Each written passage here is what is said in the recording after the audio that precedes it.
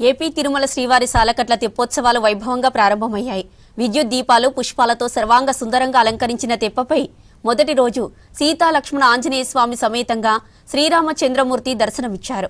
మంగళ వాయిద్యాలు, వేద మంత్రాలు, గోవింద నామస్మరణ మధ్య తెప్పపై స్వామివారు పుష్కరిణిలో 3 సార్లు తిరిగి భక్తులకు అభయమిచ్చారు. వేదం, గానం, నాదం మధ్య తెప్పోత్సవం వేడుకగా ఘనంగా జరిగింది.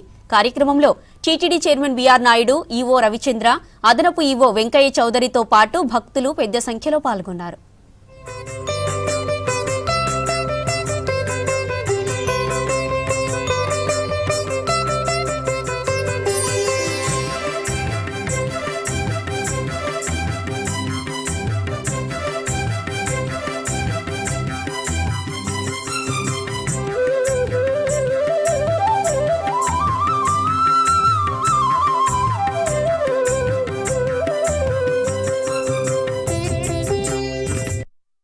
కనుల విందుగా ఎలక్ట్రికల్ ఇల్యూమినేషన్తో పాటు అలానే పుష్పాలతో అలంకరణ చేసి స్వామివారికి ఈరోజు 3 రౌండ్ల పాటు స్వామివారు శ్రీరాముడు, లక్ష్మణ స్వామి, సీతా సమేతుడై 3 రౌండ్ల తెప్పోత్సవాలు నిర్వహించడం జరిగింది.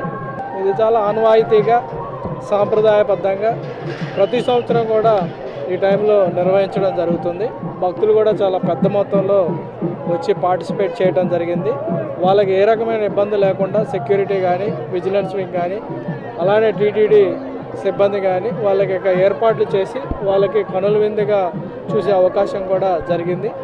అలానే ఎస్వీబీసీ ద్వారా కూడా కోట్లాది మంది భక్తులు కూడా వీక్షించే విధంగా ఈరోజు నిర్వహించడం జరిగింది.